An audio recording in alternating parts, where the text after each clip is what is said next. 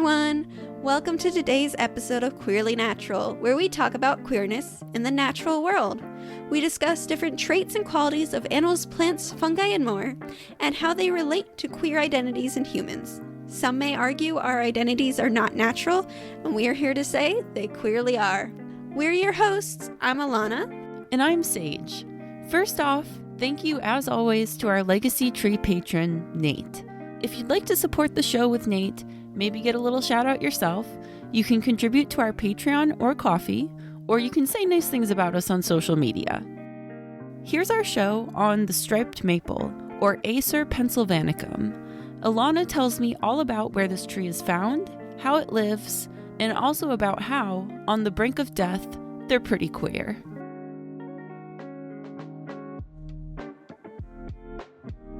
Hi everyone! Welcome to Queerly Natural. We're so excited to share with you this week our episode on the striped maple, also known as Acer pennsylvanicum. That's the scientific name. I love striped maples. They're so cute. They're very cute. Also, they have very cute other common names, including the goosefoot maple, moosewood, snakebark maple, and whistlewood. Why? I don't know. Striped maple makes sense to me. I love common names sometimes. They're great. I like all the different things they're named after, right? Moose, snakes, and whistles. I don't know. Maybe it sounds like it whistles. Maybe moose like it. I don't know about geese. So, as it is another plant episode, I'm going to try and keep the terminology to a minimum. But, Sage, I would love for you to take a look at some images of the striped maple and try and describe it, looking at the leaf, the stem/bark, and the seed pods. That just gives you 3 easy things to talk about, because when it comes to a tree, there's a lot you could say. I can do that. So let's start with these little leafies. Love a good little leafy. Okay, so picture a maple. I feel like the most iconic maple that people are most familiar with is possibly the sugar maple, because that's on the Canadian flag and stuff. I'm just going to compare this to that because I feel like that's more familiar to people. Yeah, look at the Canada flag if you're not sure. So if you think of a sugar maple or maple leaf, the way it's shaped is it's a whole leaf. One leaf is not in little pieces or anything. It's just one thing. And the veins come from a point at the bottom that the petiole comes from. That's what the tiny stem that attaches the leaf to the twig is called. So that tiny stem that attaches it to the branch or the twig, where that attaches to the leaf, all the veins come off that point and kind of radiate out. And whereas the sugar maple leaf on the flag has deep grooves making distinct lobes, this one, you can really tell why it's called the goosefoot maple, because it looks kind of like a goose's feet. It's just kind of round, and it's got little points off it that look like little goose toes, I guess. Yeah, you're right. It's a little flippy flappy. Little flippy flappy. Yeah, I'm hearing the little peats on the ground. But yeah, so that's what the leaves look like, vaguely goosefoot shaped. Got the 3 little points. Similar to more familiar maple leaves in their vein arrangement. On to the bark. Ooh, okay. So the bark is striped, as you probably would expect from the striped maple. It's very green compared to other trees. So the base color of the bark is this light green, and then the stripes on that green bark are a darker green, and they look kind of like cracks, vertical cracks kind of in the bark. It's your snakes. Yeah, right. Those stripes, I guess, are also kind of snake-like. And then the fruit, if somebody lives in a place without maples, I feel like maples are pretty widespread, but the fruits are the helicopters, with the wings coming off. Yeah. Did you ever, when you were little, make elephant noses by putting them on your nose? Because they'd stick? No. If you open up where the seeds are when they're still green, you can open them up and they'll stay on your nose. And then you got a little, horn coming out. That's so cute. I didn't know that. But that does make sense because, I know when you, break them open, they're kind of sappy there. So like that would make sense that they're kind of sticky. You gotta do it at some point. You gotta try it. I'll send you a picture. Perfect. But yeah, that's what these look like. Like, I'm pretty sure most maples have very similar looking fruits. And so they are like those helicopters. So they're like flat and kind of boomerang shaped. And they have a tiny stem attaching them to the tree that attaches in the middle. And then they break in half there in the middle. And there are seeds on each side in each half. And when they fall to the ground, they kind of twirl like a helicopter. And that's kind of their seed dispersal method. But yeah, that's really all I have to say. That was the leaves, bark, and fruit. All right. Well, thank you for that. That was very good. We know plants, guys. We can describe plants. Throw us an animal and we have no idea what we're doing. But plants, we got you. We do so many animals because we know y'all will like the animals. But this is our wheelhouse. I mean, also, animals are fun. Right? Yeah, they are fun. I'm very excited to be doing our second plant episode. Right? Especially one that, it made me fall in love with it when I saw it, and first learned about it, which was so long ago, and it's just been a friend in the forest since then. By the way, when I was in Alaska, I did see fireweed. I took lots of pictures of it. That's awesome. Yeah, I was very excited. My PI did not understand why. Like you met a celebrity. And I just kept taking photos, and I think she was just like, why are you taking so many photos of fireweed? But it's pretty. Okay, back to maples. So, it was introduced to Europe in the 1760s. My guess is we knew about it for a long time before that, because it is found on the east coast of North America. So bark description mostly is that the young bark has like vertical white stripes that can disappear with age and turn more of like a reddish brown. They are green. They do eventually come like to that grayish pale color we know as most trees. But they do keep some striping. I really like if you find a baby one, they haven't turned colors and it's different colored stripes. Which goes into the stem description. The branches are reddish, the terminal buds are red and taper to a point.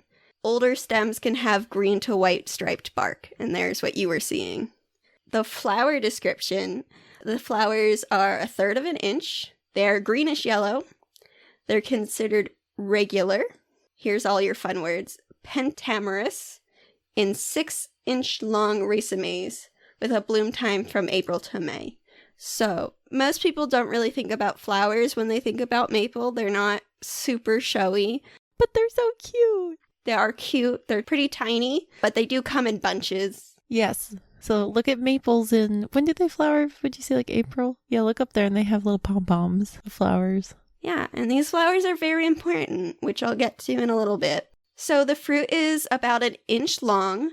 It's considered a winged samara in pendulous chains. And basically this means samara or samara is basically winged. So it's a type of fruit in which a flattened wing or fibrous papery tissue develops over the ovary wall. So basically that little wing that we're referring to as either like the elephant trunk or the rhino horn or whatever, that makes it a samara. Scientists have come up with so many weird, very specific words for different types of fruits. Yeah. Sometimes I'm like, I don't know where these came from. And then I realize I don't know Latin, so I can't tell you. Like, well, avocados are drupes, and like there are so many different things. Don't get me into berries and what is actually a berry and what is not a berry. Anyway, so that's the description that we have. As I mentioned, these trees are pretty widespread in North America, so the location is considered along the Appalachian Mountain Range, Eastern North America. Some say it's up to like 1/4 of the United States and southeastern Canada. So it says that the natural range extends from Nova Scotia and the Gaspa Peninsula of Quebec west to southern Ontario, Michigan, and eastern Minnesota, south to northeastern Ohio, Pennsylvania, New Jersey, and in the mountains to northern Georgia. So it has preferred biomes, which is hardwood understories, rocky soils, and it is shade adapted. So that's part of the reason it likes the understory. I'll get into what that means in just a moment. It's frequently with other trees, such as cherry trees, birch, maple, beech, hemlock, pine, oak, and fir. When I was reading this, I was like, yeah, that's the common trees, but that's because I grew up literally in Pennsylvania, where that is all of our trees. And then it's important to herbivores. They love them, especially rabbits really like them. But it's also eaten by porcupines, browsed by deer and moose.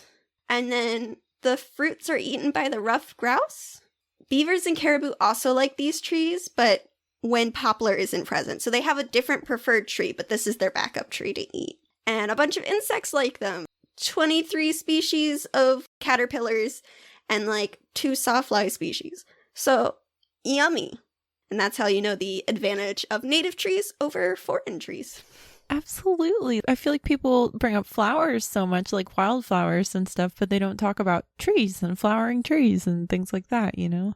There's some great research by a person, his name is Dr. Doug Talmy, and he did a whole research project on how many different species of Lepidopterans, so your butterflies and moths, like each type of tree. And he was based in New Jersey, and he really saw like oaks had over 100 species, whereas like some of these like fancy foreign trees had like 2 or 0. I love that paper. Yeah, so if you like butterflies, if you like moose, if you like any of the animals Alana listed, then you should be rooting for the striped maple. Yeah, I love striped maple. They're so cute. So onto their life cycle. I've hinted at this a few different times. So the seeds end up being dormant for a year or 2 because they require cold temperature, often waiting to be covered by soil. So basically as the soil rises, they end up covered under leaves and things like that. And that creates that perfect habitat for them to germinate. And they need the cold, which is why, you know, they're not in the southern part of the US or in Mexico. They can also, so there's 2 ways they reproduce. One is through the seed. The other is, and this isn't fully reproduction, but they can sprout from a dead parent, which I know is an issue for from forest management people. But basically, after cutting an area of forest that had those maples in it, other trees might not be able to grow back, but the maple has a start already because it already has that old root system and starts growing. As I hinted about liking the understory, they can last in the understory for decades. So we normally think about trees growing somewhere where there is an opening in the forest, growing towards the light, and it's that big race to get there first. A lot of trees, they don't end up in areas with a lot of light, and for some, that is terminal. For maples, they can last for like 10, 20, 30 years, just very slow growing with as like very minimal sunlight. Pretty cool. And then once an opening appears, they've got the root system established. They're already like there. They can shoot up and grow. This is specific to this maple. Like other maples, I'm pretty sure like sugar maple is like an overstory tree, right? Yeah, I don't think it's all maples because red maple and sugar don't do this. No, I'm pretty sure those 2 get like very tall and they end up in the overstory eventually. But this tree stays really low its whole life, right? They aren't really super tall trees. They are existing in the understory, but they have that ability to take advantage of waiting and growing. They get to about 30 feet tall. They can appear pretty shrubby, so that's what you're talking about. But 30 feet's still a pretty good height. So the root system I mentioned, they have a pretty shallow root system, which, like, we always think of trees having these deep, large root systems. But the thing is, as an understory tree inside the forest, it doesn't have to worry about wind. So there's no concern of like, oh, the wind's going to come and you're going to topple over. You need to have deep roots. These guys can have shallow roots to really take advantage of the top layers of soil that have more nutrients. They don't have to anchor themselves too much. And so I mentioned the flowers being really important. They flower pretty early. I had said about April, May. This is really important for early pollinators because it becomes a great source for them of flowers.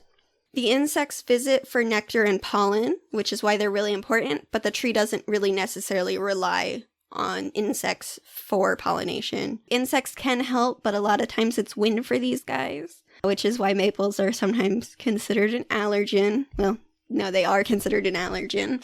It tends to be the wind-pollinated ones that get us.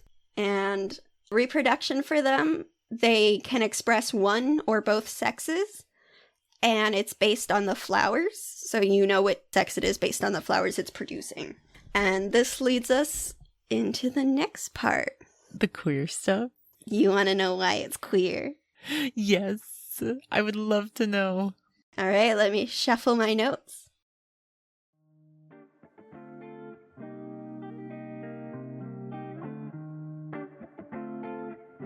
Hello, listeners. Here, I'd like to first apologize for this episode being a week late. We were on a pretty good roll there with our regular schedule, and then I got sick last week, and this episode got pushed back a bit. But for now, we do plan on keeping to the schedule we've been keeping, releasing episodes every last Friday of the month. So don't expect a change. Next episode, there will be one at the end of October. Another little update, our next episode is going to feature our first guest speaker. And with that, we'll get back to the episode.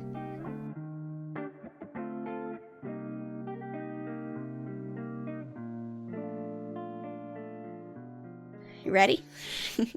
I'm so ready. I was born ready. Okay, so we do have a little bit of terminology here, so be prepared. But it's not too bad. At least I don't think so. So these trees, as I mentioned, you can tell the sex by the flower. However, the sex of these trees is not stagnant. They can change throughout the years which sex they're expressing. And this is an example of something called environmental sex determination. The ability of individuals of a species to switch sex during the course of their lifetimes. Ooh. This is considered pretty rare in plants. Normally you're one or the other or both, but it is here in maple. So it has a few other names that you might hear. Sexual lability, diphasy, sex choice, sex plasticity, sequential hermaphrodism. Typically this is a one-time change, like we talked about the parrotfish. You're one, and then you change to the other. Maples don't follow that rule. Ooh, even queer among queer plants.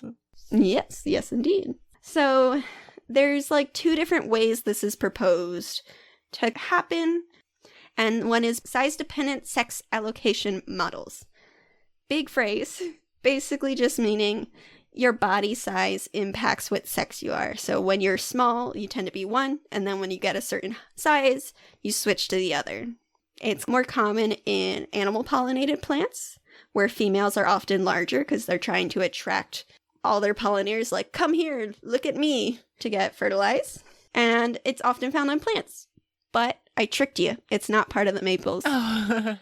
Another model or idea of this is patchy environments, where sex expression changes due to unevenly spread environmental variables, unevenly distributed in time and space. Basically, where you live, what's going on there, helps decide your sex. Based on the specific conditions that are there.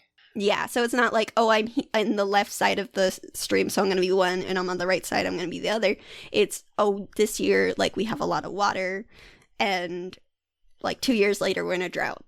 So it's often related to the amount of water, light, or nutrients, where if those are increasing, oftentimes it increases female sex expression. So it could depend on side of the streams. If one side is significantly wetter than the other, one gets more sunlight or something. Yes. But, like, if things change there, that can alter it. It's not stagnant. Right. Different species, different resources, the sexes respond differently. I think a great example of that is the sea turtles, where temperature can help decide female or male. And then there's another means which is related to the health of the plant, where typically a plant with poor health becomes male, but this is species dependent. Poor health can be related to, like, the removal of branches and flowers, which can actually cause a change during the season. Wow. Depending, again, on the species. And this leads me into the actual maple. I know it's a lot of info, not specific to the maple, but it's so cool. Just to contextualize it in the queerness of plants, right? Yeah. This is kind of your context. You can either change sex based on your size, or you change sex based on the environment around you or how healthy you are, which is impacted by the environment around you. I'm here for gender fluid plants. Yeah, there's quite a few of them. And our parrotfish is another great example of this. From our previous episode, if you didn't listen, you can go check it out. Sex-changing fish. Gotta love it. But the striped maple, Acer pennsylvanicum, most populations are actually male or female, though there is a small percentage that can be both based on the flowers either just having both types of flowers or having one flower with both sexes. I think when we think of flowers typically, and what's typically taught in school is a flower with both sexes, the stigma and the anthers, receiving the pollen and producing the pollen. These guys, typically it's one or the other, but it can be both. The ratio for these plants, it's not even. It's actually 3-to-1, where there's more males than females. And actually, instead of transitioning with stress from female to male, these plants actually, when damaged, the males will switch to being females. So in this species, females have poorer health, and it's not based on your size. Wow, that's so interesting.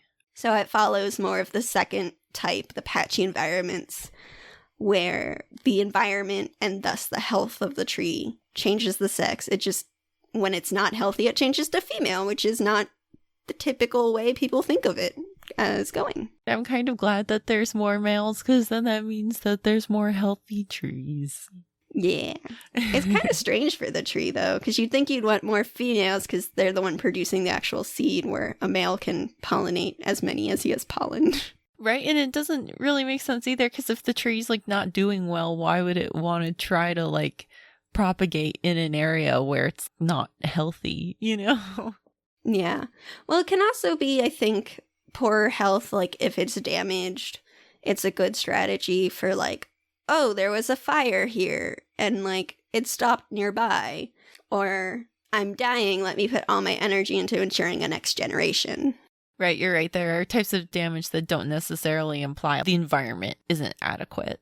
Yeah. So, there's some studies by Blake Mahmood and Strew. They've done actually a series of studies on striped maple and sex change. So, they were studying the impact of damage at moderate to extreme temperatures on striped maple gender. So basically, for moderate, they partially defoliated the tree. So basically, they took a bunch of leaves off of it in the middle of the summer, which is probably the worst time for the tree to lose leaves. And then for the extreme, they did a complete crown removal. So that's fully taking all the leaves off in the middle of the summer. Wow. Those poor guys. Yeah, that's very extreme. And they found that with the moderate damage, the trees didn't respond very much.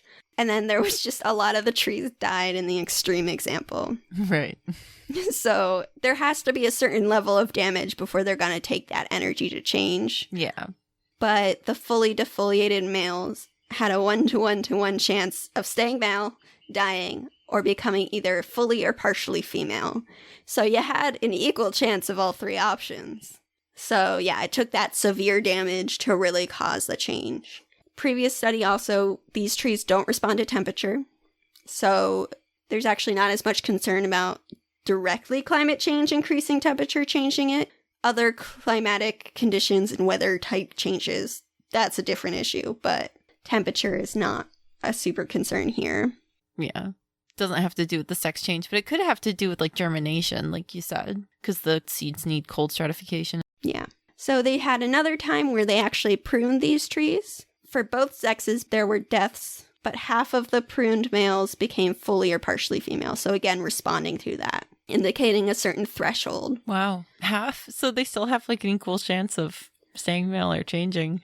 Yeah, or dying. So, different experiments support this idea of a threshold. And it takes a little bit of time to respond. Still quicker than I would have thought. Can you guess how long it takes for the trees to respond to the damage in the shortest amount of time that they've seen? Honestly, if I'm trying to think of how long their flowers would last, probably only a couple days. They're pretty small and delicate, so maybe a week, 4 days to a week. That's my guess. to fully change from male to female. Yeah. Because I think it just takes like one round of flowers dying and then growing the new ones. That's my idea. It actually takes about 3 weeks. So I would have thought it would take till the next season, because I know some plants that change sex from season to season. Right. These guys, it takes 3 weeks to be like, okay, this is enough damage. And remember, they're changing their expression in their DNA. And it takes time, and they have to probably get new buds. When you start creating that bud, you're going to start creating what's inside of it. But the interesting thing is, this change can occur as late as 3 weeks before flowering and still result in that sex change. Oh my gosh. And the sex change can last for at least 2 years. So if they do survive after that extreme stress incident, it takes time before they'll actually change back. But they can change back, which is the really interesting part. Because, again, like the parrotfish, most go female to male or male to female and stay there. These guys are like, hey, it's nice here again. Let me go back to being male. Right. I just had the thought, like, maybe it does make sense to become female if you're worried about, in worst case scenario, if things are stressful and you're just putting out pollen isn't going to last 2 years, like you said. But, like, if you drop a seed and there's a chance that conditions could get good again, then at least you have some sort of propagule that can, like, last that amount of time. So maybe it does make sense to be female. Yeah, it's weird because most of the time we do think about, like, okay, you're stressed. You need to hold on to your nutrients to survive. You're not going to go into making a whole seed where it's easier to make pollen. Yeah, exactly. But this is kind of a reverse thinking, which is, I think, neat. Also, fun fact, remember how I said these guys can resprout from their, like, the root system or the base of the tree? Yeah.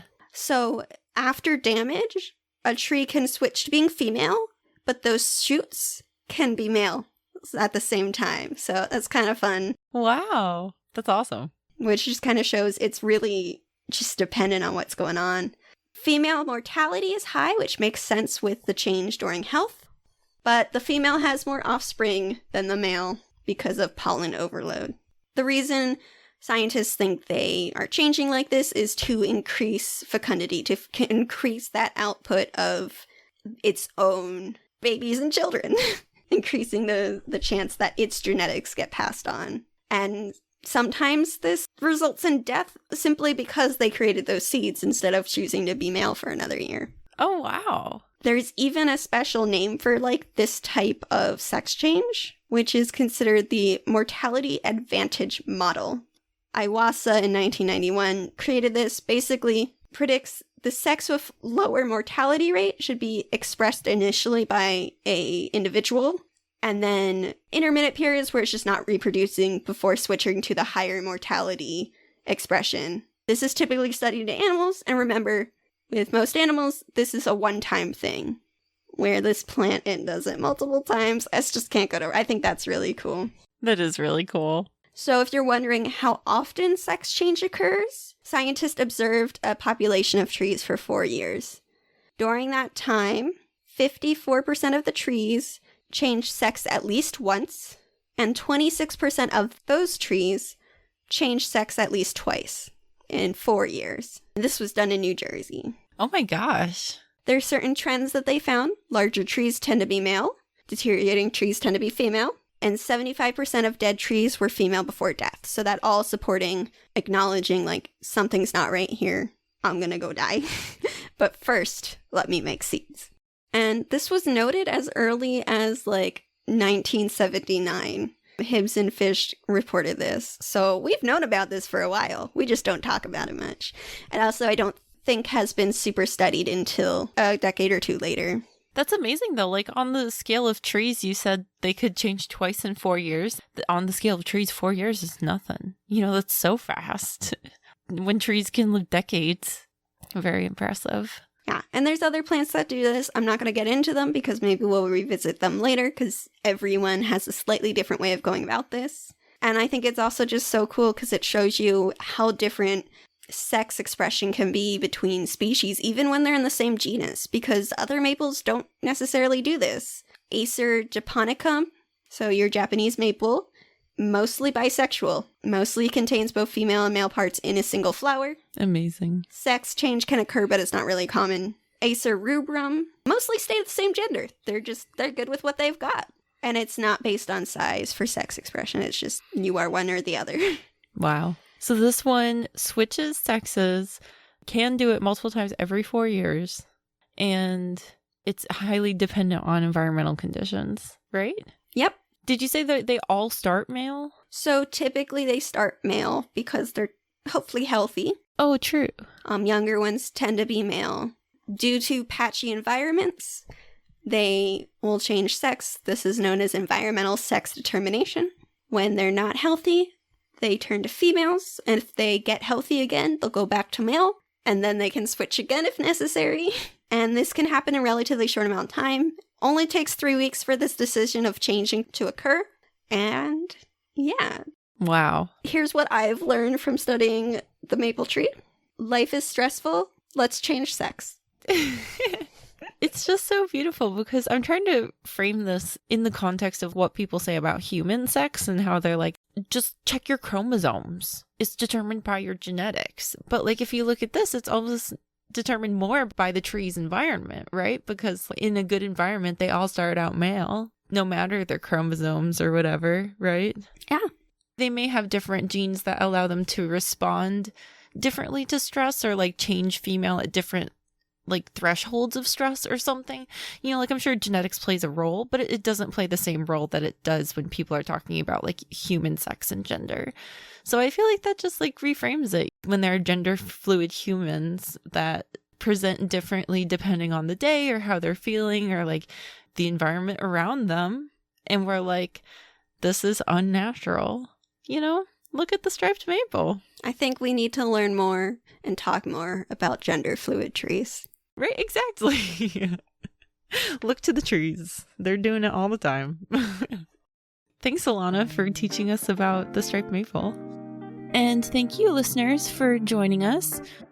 We hope you will tune in next time. Be who you are, love who you will, and remember, stay queer because queerly it's natural.